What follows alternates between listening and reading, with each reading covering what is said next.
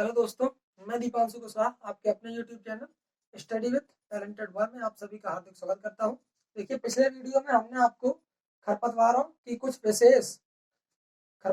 कुछ विशेष गुण जो होते हैं उनके बारे में आपको बता दिया था। आज हम बात करेंगे losses and benefits by weed, यानी खरपतवारों से लाभ तथा हानि। तो देखिए, नंबर 1 पर पहले हम बात करेंगे इसके हानि के बारे में, मीन्स लॉसेस के बारे में। तो देखिए, पहला जो खरपतवारों से या वीड से जो हमें लॉस होता है वह पहला क्या होता है।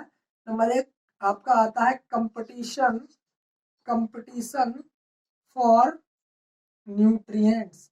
कंपटीशन फॉर न्यूट्रिएंट्स मीन्स जो पोषक तत्व होते हैं हमारे पोषक तत्व होते हैं उनसे ये कौन खरपतवार प्रतियोगिता करते हैं। अब देखिए, प्रतियोगिता किस प्रकार से करते हैं कि जैसे हम अपनी फसल को न्यूट्रिएंट्स मटेरियल देते हैं, जैसे हमने अपने खेत में यूरिया या डीएपी डाली एनपीके देने के लिए, नाइट्रोजन फास्फोरस एंड पोटास, यानी कि कुल कोई भी न्यूट्रिएंट मटेरियल हमने अपने खेत में डाला। अब वो न्यूट्रिएंट मीडियम हमारी फसल ना लेकर के उसका ज्यादा से ज्यादा उपयोग ये वीड करते हैं। ठीक है, ये वीड करते हैं जिससे हमारी फसल को बहुत ज्यादा हानि होती है और उपज में कमी आती है।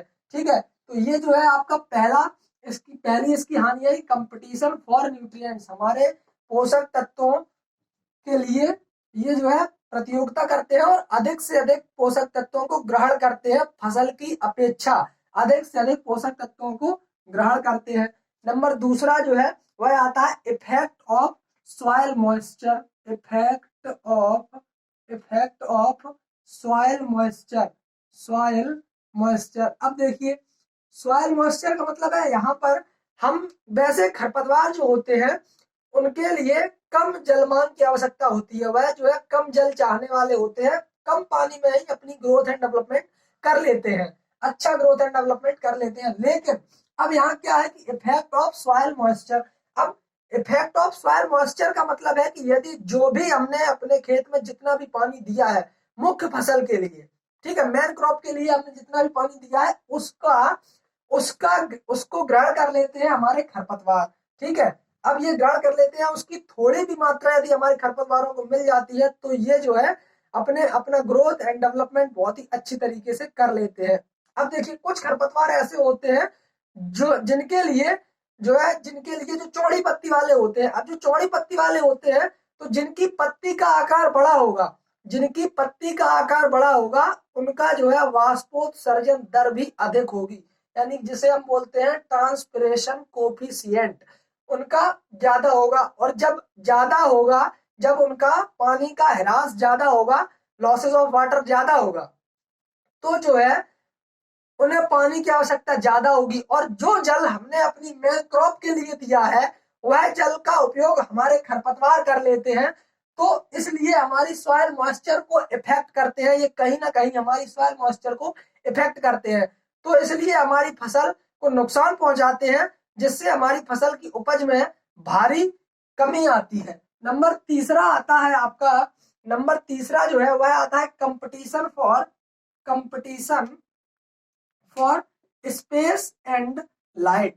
कंपटीशन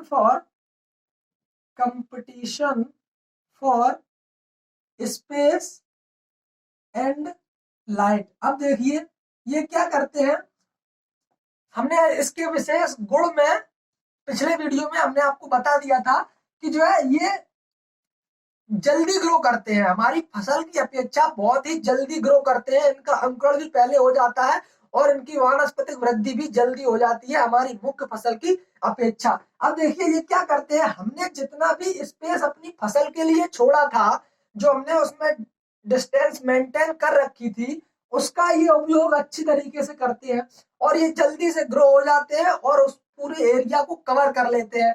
और जब एरिया को कवर कर लेते हैं तो हमारी फसल को बढ़ने के लिए या ग्रो होने के लिए पूर्ण रूप से पर्याप्त जगह नहीं मिल पाती है, और जिस तरीके से हमारा पौधा जो है पूर्ण रूप से वृद्धि नहीं कर पाता है।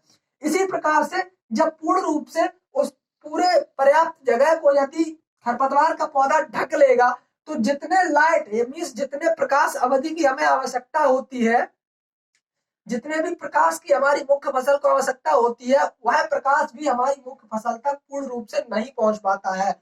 तो यह कहीं ना कहीं कंपटीशन करते हैं हमारे पौधे या हमारी वीड किससे, मुख्य क्रॉप से, स्पेस एंड लाइट के लिए। स्पेस एंड लाइट को पूरा कवर कर लेते हैं, स्पेस को पूरा जो हमने डिस्टेंस मेंटेन कर रखी है उसे पूरा कवर कर लेते हैं, और हमारी फसल को पर्याप्त जगह नहीं मिल पाती है ग्रोथ एंड डेवलपमेंट करने के लिए। और लाइट के लिए भी पूर्ण रूप से लाइट नहीं मिल पाती है या पूर्ण रूप से सूर्य का प्रकाश नहीं मिल पाता, और हमारी फसल में कहीं ना कहीं से फसल पर इफेक्ट पड़ता है, जिससे हमारी फसल की उपज जो है वह कम हो जाती है। ठीक है, उसके बाद अगला जो आपका लॉसेस है या अगला जो आपका लॉस है वह क्या है कि effect on crop quality. Effect on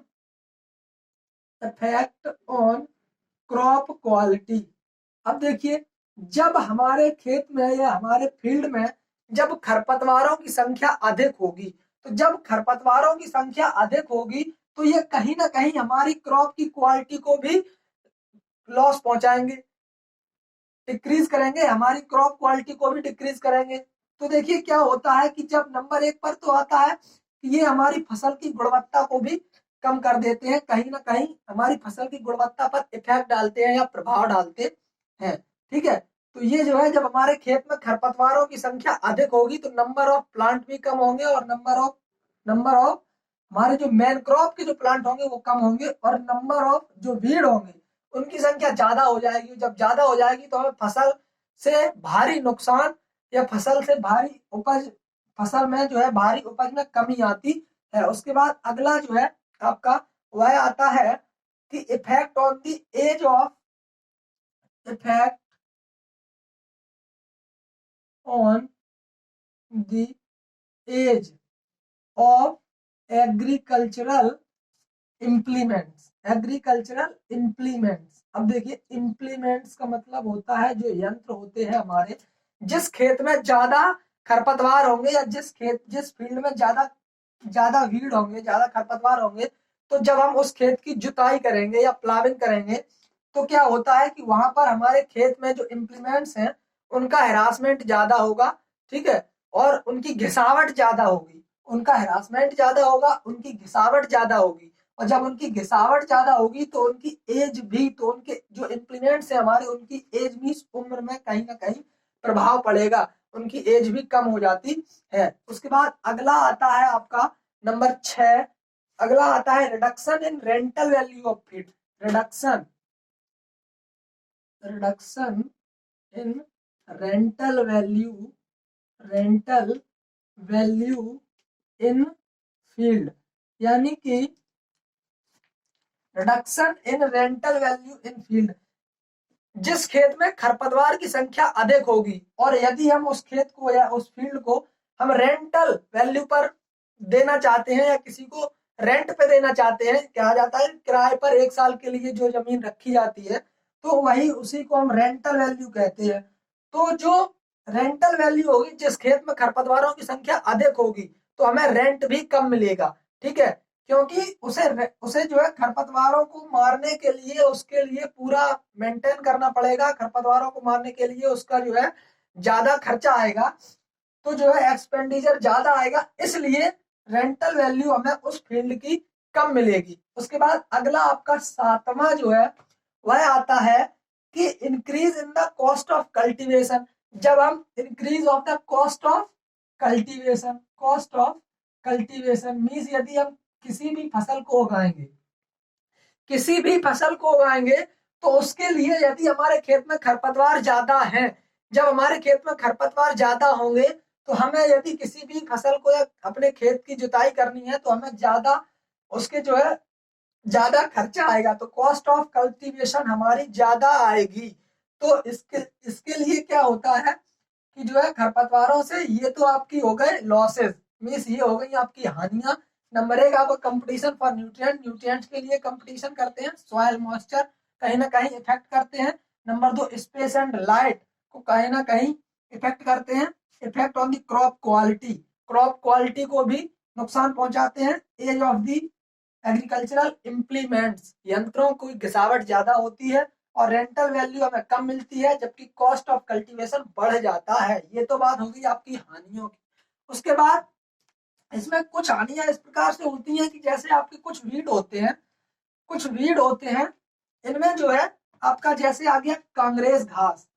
Congress घास, अब देखिए कांग्रेस घास के बारे में यदि हम थोड़ी सी बात करें तो कांग्रेस घास का जो नाम होता है, वैज्ञानिक नाम पार्थेनियम हिस्टेरोफोरस होता है। अब कांग्रेस घास से जो है हमें अस्थमा हो जाता है, क्या अस्थमा, या फिर इससे एलर्जी या खुजली हो जाती है, त्वचा संबंधी रोग हो जाते हैं, त्वचा संबंधी रोग हो जाते हैं, एलर्जी हो जाती है, एलर्जी, एलर्जी हो जाती है, ठीक है, त्वचा संबंधी रोग हो जाते हैं, या फिर अस्थमा हो जाता है। अस्थमा को हम हिंदी में दमा बोलते हैं, दमा, जैसे दम की बीमारी हो जाती है, दमा की, ठीक है।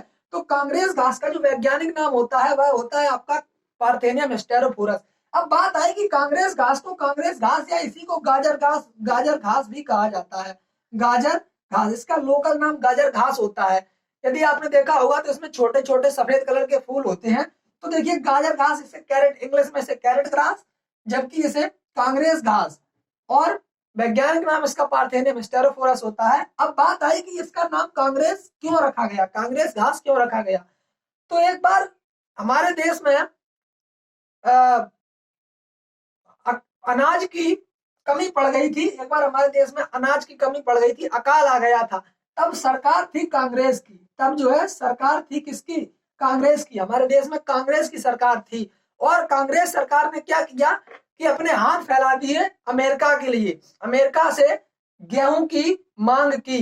अमेरिका से जब गेहूं की मांग की तो वहां से क्या हुआ कि गेहूं की, उन्होंने, अमेरिका ने पहले तो गेहूं देने से मना कर दिया, और जब दिया तो उसमें कुछ कांग्रेस घास के वीड, कांग्रेस घास के वीड मीन्स कांग्रेस वीड के जो सीड थे यानी कि जो बीज थे, उसमें गेहूं में चले आए हमारे देश में, कहां से, यूएसए टू, यूएसए कहा, हमारे इंडिया में चले आए। जब इंडिया में चले आए तो कांग्रेस घास को ऐसा एनवायरमेंट, हमारे इंडिया में ऐसा एनवायरमेंट, फेवरेबल एनवायरमेंट मिल गया, जो कि ये अब आपको हर जगह पर देखने को मिलता है। इसीलिए यह बहुत ही तेज तरीके से फैलता है, और ये हमारी मुख्य फसलों की अपेक्षा हमारे घास, हमारे सड़क के जो पटरे होते हैं उन पर ज्यादा देखने को मिलते हैं, ठीक है, सड़क के किनारे किनारे उन पर हमें ज्यादा देखने को मिलती है। इसीलिए जब ये कांग्रेस के द्वारा लाया गया तो इसका नाम जो है कांग्रेस घास रख दिया गया, इसका नाम जो है कांग्रेस घास रख दिया गया। उसके बाद देखिए कांग्रेस घास से होती है आपको अस्थमा, ठीक है, कांग्रेस घास से होती है आपको अस्थमा।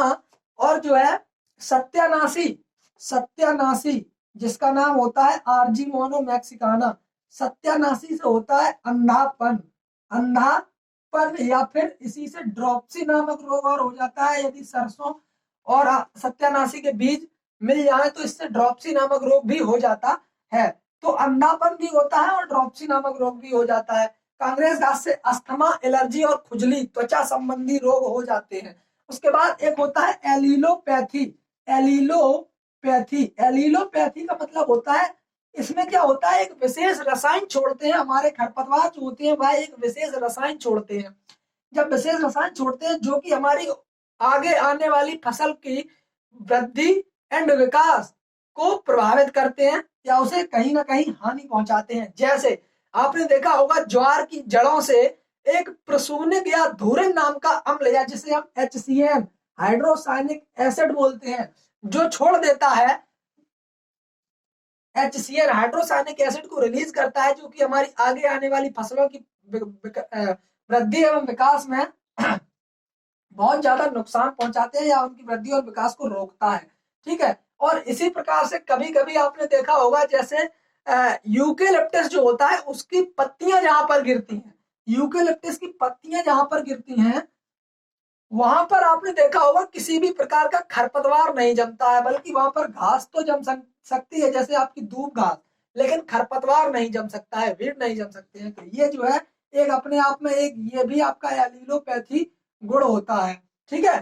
तो ये बात हो गई आपकी लॉसेस मीन्स हानि की। अब बात करते हैं इसकी जो है लाभ की, कि अब देखिए जब किसी चीज से हमें हानि होती है तो कहीं ना कहीं हमें उससे लाभ भी होते हैं।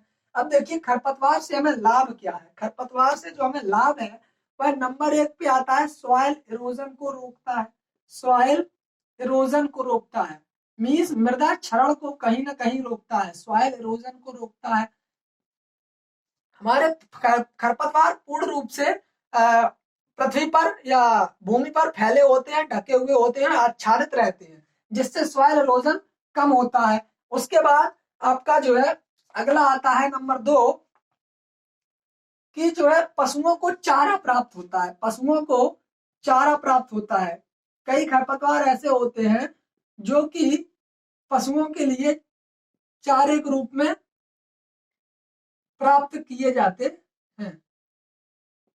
ठीक है, उसके बाद अगला आता है, इसमें तो कोई समझाने वाली बात है ही नहीं कि पशुओं के लिए चारा प्राप्त होता है, तो वो क्या कोई बड़ी बात है ही नहीं। पशुओं के लिए ये चारा भी देते हैं, चारे के रूप में पशुओं के लिए उपयोग करते हैं। उसके बाद अगला आता है मेडिसिनल पर्पज के लिए इसे हम यूज करते हैं, मेडिसिनल पर्पज। अब देखिए मेडिसिनल पर्पज में क्या आता है, जैसे मेडिसिनल पर्पज में आपने देखा होगा एक आता है Lucas aspera. Lucas aspera, Lucas aspera, यह जो है सर्प का विष, सर्प के काटने से जो विष चढ़ जाता है तो वह विष उतारने के काम आता है, विष उतारने के काम आता है। ल्यूकस एस्पेरा का प्रयोग हम विष उतारने के काम में करते हैं। ठीक है, उसके बाद इसी में जो है अगला आता है आपका विष उतारने के काम आता है, कहीं ना कहीं इसमें जो है आपकी फाइलेंथस निरुरी, हजार दाना, फाइलेंथस निरुरी, जिसे हम हजार दाना के नाम से जानते हैं, फाइलेंथस निरुरी हजार दाना के नाम से जानते हैं, यह भी जो है आपकी मेडिसिनल पर्पस के लिए उपयोग किया जाता है। इसके बाद आता है आपका कासनी, जिसे हम बोलते हैं चिंकोरियम इंटाइबस। चिंकोरियम इंटाइबस को भी मेडिसिनल पर्पस के लिए यूज किया जाता है। अब आपको जानकारी के लिए बता दें कि कासनी का प्रयोग जो है कॉफी पाउडर बनाने के लिए भी किया जाता है। कॉफी पाउडर, जो हम कॉफी पीते हैं ना उसमें जो पाउडर डालते हैं, तो वह पाउडर जो है वह पाउडर जो है कासनी मीन्स जिसे हम बोलते हैं चिंकोरियम इंटाइबस से भी बनाया जाता है। ठीक है, ये बात होगी मेडिसिनल पर्पस के लिए। उसके बाद बात करते हैं आगे, नंबर 4 आता है आपका, नंबर 4 जो है वह आता है ऑर्नामेंटल पर्पस के लिए। अब देखिए ऑर्नामेंटल पर्पस के लिए क्या होता है, कुछ खरपतवार ऐसे होते हैं जो हमें देखने में बहुत ही सुंदर लगते हैं, तो उन्हें उन्हें जो है उखाड़ने या उन्हें नष्ट करने का मन नहीं होता है। ठीक है, तो ऑर्नामेंटल पर्पस के लिए जैसे जो आते हैं आपके ओपनसिया स्पीसीज, ओपनसिया स्पीसीज। अगला आता है आपका लेंटेना कैमरा, लेंटेना कैमरा। आपको जानकारी के लिए बता दें कि लेंटेना कैमरा और ओपनसिया स्पीसीज दोनों ये एक्सोटिक वीड है, और ये एक्सोटिक वीड होने की वजह से इसका क्या अवस्था क्या है इसकी, ये भी दूसरे देश से हमारे देश में ऑर्नामेंटल पर्पस मीन्स अलंकृत पौधों के लिए लाए गए थे। देखने में इतने अच्छे लग रहे थे, एक वैज्ञानिक थे, उन्होंने क्या किया, वो दूसरे देश में शायद यूएसए में गए, शायद यूएसए या फ्रांस में, नाम क्लियर नहीं आ रहा है, तो जो है वह वहां पर गए और उन्हें जो है ये खरपतवार देखने में काफी हद तक अच्छे लगे और उनकी आंखों को थोड़ा सा अच्छा महसूस हुआ। तो ये जो है कुछ पौधे हमारे देश में इंडिया में लेकर आए, और जब ये इंडिया में लेकर आए तो इन्होंने हमारे इंडिया में कहीं ना कहीं इसे जो है इसको ग्रो किया, और जब ग्रो किया तो आज की डेट में लेंटाना कैमरा और ओपनसिया स्पीसीज जो है इतनी ज्यादा मात्रा में उग गई है, इसे जो है हमारे देश में एनवायरमेंट इतना अच्छा मिल गया है कि ये जो है पूरे देश में फैल चुके हैं अच्छी तरीके से। तो ये जो है ऑर्नामेंटल पर्पज के लिए भी हमारे खरपतवार अच्छे माने जाते हैं। उसके बाद अगला आता है आपका इकोनॉमिक इम्पोर्टेंस। इकोनॉमिक इम्पोर्टेंस में जो है इकोनॉमिक इम्पोर्टेंस भी रखते हैं। अब इकोनॉमिक इम्पोर्टेंस में क्या रखते हैं, जैसे आपने देखा होगा जो आपका इत्र बनता है, इत्र मीन्स सेंट जिसे हम बोलते हैं, सेंट बोलते हैं, इत्र बनता है, वह जो है आपका मोथा से बनता है, जिसे हम साइप्रस रोटेंडस बोलते हैं, साइप्रस रोटेंडस। जिसका वैज्ञानिक नाम साइप्रस रोटेंडस होता है, मोथा से बनता है। और मोथा से अगरबत्ती या धूप बत्ती भी बनाई जाती है। मोथा से अगरबत्ती या धूप बत्ती भी बनाई जाती है। अब ये एक प्रकार से इकोनॉमिक इंपॉर्टेंस ही हुआ, क्योंकि इत्र को बनाकर हम बेचते हैं, और मोथा से जो अगरबत्ती और जो है आपकी धूप बत्ती भी बनाई जाती है, तो ये भी हम बना करके बेचते हैं, जिससे जो है आपका इकोनॉमिक इंपॉर्टेंस भी होता है। अब इसी प्रकार से इसमें आगे हम देखते हैं कि इत्र बनाया जाता है, और उसके बाद अगला आता है आपका कि कहीं ना कहीं इसे जो है हम खाद के रूप में भी प्रयोग करते हैं। जैसे खाद के रूप में कैसे प्रयोग करते हैं, अगला आता है आपका खाद के रूप में भी प्रयोग करते हैं। खाद रूप में भी प्रयोग करते हैं। तो देखिए खाद के रूप में कैसे प्रयोग करते हैं, यदि हमने किसी खरपतवार को अपने खेत में दबा दिया या फिर जो है, तो उससे हमें ऑर्गेनिक खाद मिल जाती है। और एक आता है आपका जलकुंभी। जलकुंभी आपने देखा होगा, जलकुंभी तालाब में उगाई जाती है, तालाब में उगती है। जलकुंभी से खाद बनाई जाती है, जलकुंभी से खाद बनाई जाती है। और जलकुंभी से जब खाद बनाई जाती है, जलकुंभी का जो नाम होता है इंग्लिश में, इसे हम बोलते हैं वाटर हाइसिंथ। वाटर हाइसिंथ, हाँ वाटर हाइसिंथ बोलते हैं जलकुंभी को। जलकुंभी से खाद बनाई जाती है, और जिस तालाब में जलकुंभी को उगाया जाता है, उसे जो है उसके जल का उपयोग नहीं किया जाता है। जल का, उसके पानी का उपयोग नहीं किया जाता है, क्योंकि वह जल माना जाता है कि वह बहुत ही विषैला हो जाता है। इसलिए जलकुंभी जिस तालाब में उगाई जाती है, उससे तो खाद बनाई जाती है जलकुंभी से, लेकिन उस तालाब के जल का उपयोग नहीं किया जाता है। उसके बाद अगला आता है कि इसे जो है कहीं ना कहीं कई खरपतवारों को जो है हम सब्जी के रूप में भी प्रयोग करते हैं। सब्जी के रूप में, सब्जी के रूप में प्रयोग करते हैं, सब्जी के रूप में भी प्रयोग करते हैं। ठीक है। उसके बाद आपको बता ही दिया कि कासनी से जो है आपका कॉफी पाउडर बनाया जाता है। कासनी से आपका जो है कॉफी पाउडर बनाया जाता है, जो कि हमारे लिए इकोनॉमिक इंपॉर्टेंस में काफी हद तक काम करता है। तो ये बात थी आपकी लॉसेस एंड बेनिफिट्स के बारे में। अब इसमें एक चीज और आती है कि जैसे आपके छप्पर बनाए जाते हैं, शेड, छप्पर, ये जो है आपके, जैसे आपका आता है सैकेरम स्पॉन्टेनियम, कांस, और सैकेरम मुंजा, जिसे हम मूंज बोलते हैं। तो इससे जो है छप्पर बनाए जाते हैं, छप्पर भी बनाए जाते हैं। और इससे सैकेरम मुंजा, जिसे मूंज होती है, मूंज से जो है आपकी रस्सी बनाई जाती है। कुछ समय पहले तो हम उसी रस्सी की जो है, हम अपनी जो कोट होती है ना, चारपाई, उसे हम भरते थे। छप्पर बनाए जाते हैं, रस्सी भी बनाई जाती है, और उसी से जो है आपकी डलिया, डलिया भी बनाई जाती थी, टोकरी, बास्केट, बास्केट भी बनाई जाती थी। तो इन सभी चीजों का उपयोग जो है हमारे देश में काफी हद तक होता है। तो अब देखिए खरपतवारों से जितनी मात्रा में हमें हानि है, और उससे ज्यादा कहीं ना कहीं हमें लाभ भी प्राप्त होते हैं। ठीक है। अच्छा, जानकारी के लिए बता दें, खरपतवारों से फसल में लगभग हमें 33% तक हानि देखने को मिलती है। हानि जो है हमें लगभग 33% तक देखने को मिलती है। इंसेक्ट और डिजीज से सबसे ज्यादा आपकी वीड से ही हमें खरपतवारों से हानि मिलती है। तो ये बात थी आपकी लाभ और हानि की, खरपतवारों के लाभ और हानि की। पिछले वीडियो में हमने आपको खरपतवारों के विशेष गुण या कुछ विशेषताओं के बारे में बात की है। तो यदि आपने वो वीडियो नहीं देखा है, तो आप हम उसका लिंक डिस्क्रिप्शन में दे देंगे, तो वहां जाकर के आप देख सकते हैं। और यदि अभी तक आपने हमारे चैनल को सब्सक्राइब नहीं किया है, तो सब्सक्राइब कर लें, क्योंकि आपको यहाँ पर सभी प्रकार के एग्रीकल्चर से रिलेटेड सभी प्रकार की क्वेरीज और सभी प्रकार की क्लासें आपको मिलती रहेंगी लगातार। तो यदि आपने चैनल को सब्सक्राइब नहीं किया है, तो कर लें। आगे मिलते हैं अगले वीडियो में, तब तक के लिए जय हिंद, जय भारत, धन्यवाद।